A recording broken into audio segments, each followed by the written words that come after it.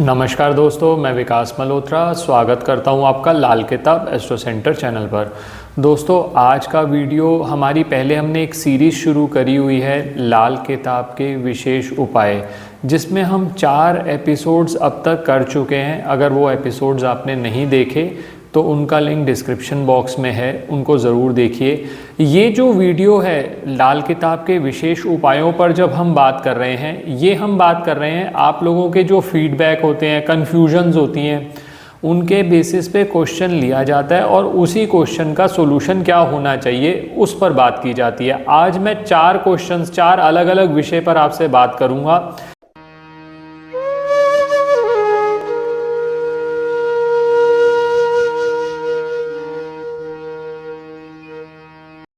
ये चारों विषय बहुत इंपॉर्टेंट है और बहुत लोगों को बहुत भ्रांतियाँ हैं। जैसे एक विषय जो सबसे पहले हम बात करेंगे वो है साउथ फेसिंग मकान। बहुत सारे लोग पूछते हैं कि सर साउथ फेसिंग मकान ले रखा है। इस पर मैंने ऑलरेडी एक वीडियो शेयर किया हुआ है डिटेल में। आज के वीडियो में मैं एक और उपाय आपके साथ शेयर करूंगा, जिस उपाय को करके अगर साउथ फेसिंग मकान के कुछ नुकसान आपको हो रहे हैं तो वो उससे आप कैसे बच सकते हैं। इसी तरह से 3 अलग अलग क्वेश्चंस और लेंगे।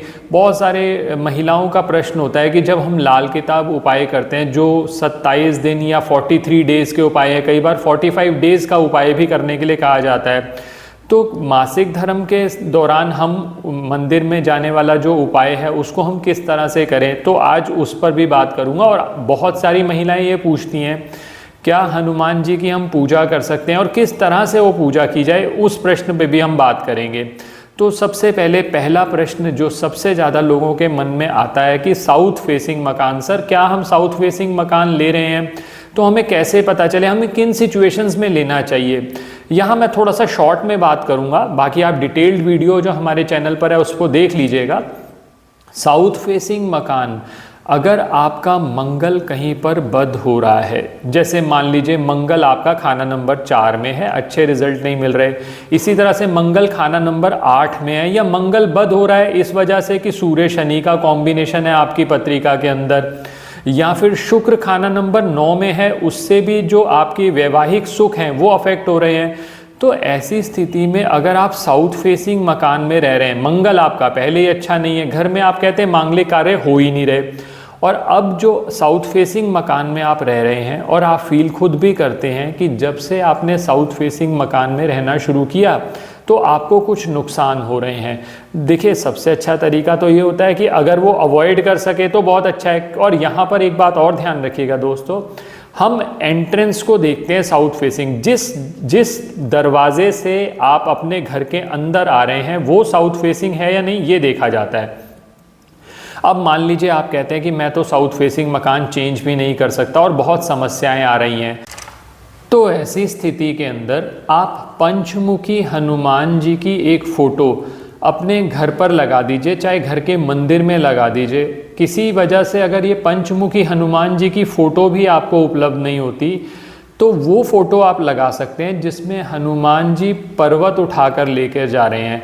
वो पर्वत उठाकर ले जाने का ये महत्व है कि जिस तरह से उन्होंने राम जी के सारे कार्य सिद्ध कर दिए, उसी तरह से आपके भी सारे कार्य सिद्ध होंगे, चाहे आप अभी साउथ फेसिंग मकान में रह रहे हैं। तो ये एक उपाय किया जा सकता है अगर आप साउथ फेसिंग में रह रहे हैं, और अगर चेंज कर सकते हैं, आपके लिए संभव है, तो वो भी आप सोच सकते हैं।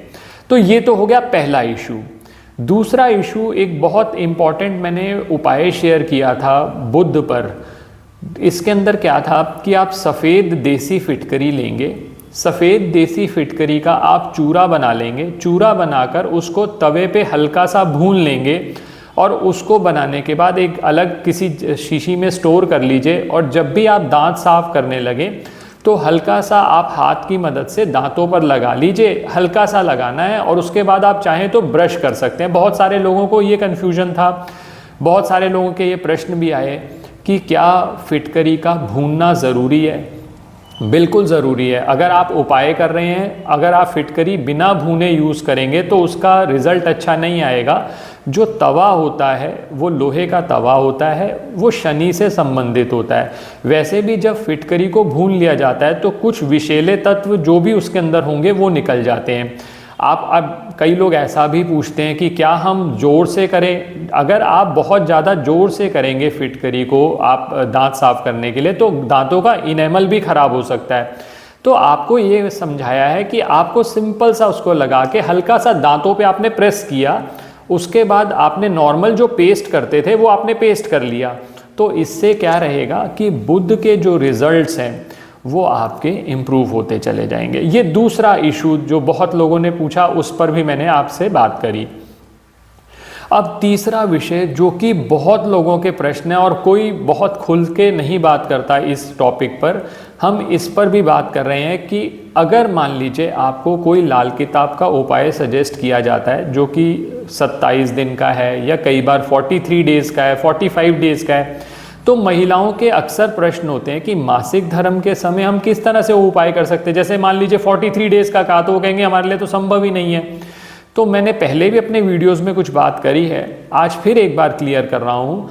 महिलाओं के लिए ये एक्सेप्शन होता है। आप जिन दिनों में मासिक धर्म हो रहा है आप वहाँ तक की काउंटिंग छोड़ दीजिए। उसके बाद आप जिन दिनों में आपको ये प्रॉब्लम हो रही है आप उसको हटा दीजिए, उसमें आप मंदिर वाला उपाय मत करिए। और जब आप वापस शुरू करेंगे ख़त्म होने के बाद तो काउंटिंग वहीं से शुरू हो जाएगी। तो इस तरह से आप 43 डेज़ का उपाय हो, चाहे 48 डेज़ का उपाय हो, चाहे 100 दिन का उपाय हो, आप आसानी से कर सकते हैं क्योंकि पीरियड के डेज जो होंगे वो नहीं गिने जाएंगे। तो ये तो क्लियर हो गई आपकी यहाँ पर एक बात। अब बहुत सारी महिलाएं ये भी पूछती हैं क्या हम हनुमान चालीसा का जाप कर सकते हैं?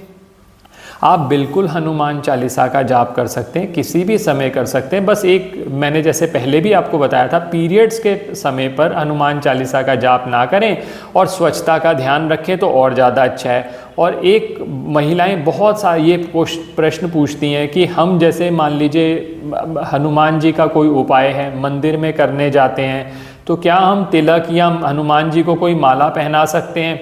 तो उसके लिए करना ये है कि आप माला नहीं पहना सकते, फीमेल्स नहीं टच करती, तो आप उसमें ये करिए कि जो मंदिर में पंडित जी होंगे, आप जो भी माला या चढ़ाना चाहते हैं या उनसे कोई तिलक लेना चाहते हैं, आप पंडित जी से बोल दीजिए, वो आपको दे देंगे, आप उसको फिर प्रयोग कर सकते हैं। महिलाएं टच करना इस तरह से अवॉइड करें। तो ये एक इशू जो बहुत इंपॉर्टेंट था वो भी मैंने आपके साथ बात कर ली। इसमें आखिरी उपाय, क्योंकि बच्चों के पेपर भी आने वाले हैं तो बहुत सारी महिलाओं की ये रिक्वेस्ट होती है कि कोई हम ऐसा उपाय कर लें, बच्चा पढ़ता नहीं है, बच्चा पढ़ने में मन नहीं लगा रहा, या बच्चा जो पढ़ रहा है बाद में क्या होता है कि उसको कुछ भूल जाता है, कभी कुछ का कुछ लिखाता है। और बहुत सारी महिलाओं की ये प्रॉब्लम होती है कि बच्चा लास्ट मोमेंट पे ब्लैकआउट हो जाता है। ऐसे केसेस में बच्चे का बुद्ध देखना बहुत ज़रूरी है। अगर सबसे अच्छा तो ये रहता है कि आप परामर्श लेकर उपाय करेंगे तो और ज़्यादा अच्छा रहेगा। लेकिन एक उपाय फिर भी महिलाएं जो अपने बच्चों के लिए करना चाहती हैं वो कर सकती हैं। उसके लिए क्या करिए, 3 केले ले लीजिए। 3 केले लेने के बाद अपने बच्चे का ध्यान करते हुए 43 डेज तक लगातार वो 3 केले मंदिर में दे दीजिए। अगर 43 डेज आपके लिए अभी संभव ना हो, पेपर बिल्कुल ही नज़दीक आ गए हों, तो आप कम से कम 27 दिन तो ज़रूर करें।